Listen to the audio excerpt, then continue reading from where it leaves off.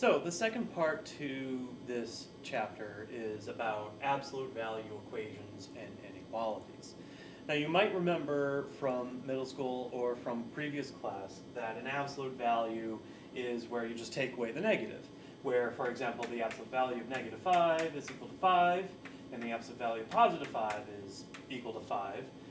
Now the reason for this is because the absolute value is not just a take away the negative machine.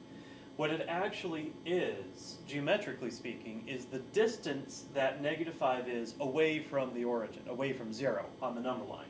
So if we were to make a number line and we have -5 right there, and that's -4, -3, -2, -1, 0, that's 5 units away from 0. So what the absolute value represents is a distance, geometrically. It's a distance away from 0. So when we're solving an absolute value equation like this, so the absolute value of x equals 3, what this question is asking for is to describe all values for x whose absolute values are 3. This means all values of x that are 3 units away from 0. So let's make a number line for that. I mean, I have 0 in the middle, and so I could go to the right, to 1, 2, 3, so that's 3 units away on the right, so 3 is, has an absolute value of 3. But then so does -3, because I could go -1, -2, -3. So when we say the absolute value of x equals 3, that means there's actually two solutions. There's x equals 3, positive 3, and x equals -3. And both of those are valid solutions. X equals -3, x equals 3. Using the set builder notation from before, we could say that -3 and 3, 3 is our solution set. Inequalities work more or less on that same principle. It's this idea that the absolute value of something is the distance away from 0. When we say that the absolute value of x is less than 3, what I'm saying is that I want all values for x that are within 3 units away from x, or from 0 rather. So -3 and 3 are exactly 3 units away, but I want things that are less than 3 units away. So that would be -2, -1, +1, +2, and then again, all of the decimals in between there. So -3 is one boundary, +3 would be one boundary, and again, I would use open circles there because we're not including those. But I do want everything between them.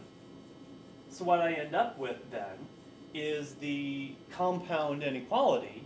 -3 is less than x, which is less than 3. So when we say that the absolute value of x is less than 3, I want to describe all values of x that are 3 units away from 0. That could be as far as -3 on the left and +3 on the right. So that means x must be between -3 and +3. And when we say the absolute value of x is greater than 3, well, it's just the opposite of that. Again, I want all values for x that are more than 3 units away from 0. So drawing in my number line here, let's say 0 is right in the middle there, -3, 3. Now I don't want to include -2, -1, I don't want to include those, I don't want to include 1 and 2, but I would include -4, and I would include +4, because those are more than 3 units away from 0.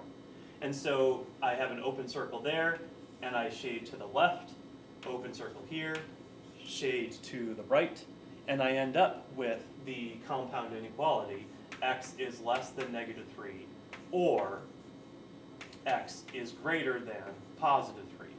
Here I ended up with x is greater than -3 and less than 3. Here I end up with x is less than -3 or x is greater than 3. And so any absolute value inequality like this can pretty much be broken down into one of these two cases, where we take that thing that's inside the absolute value and either put it between -3 and 3, or whatever number that is, or we have the pair of or inequalities like these.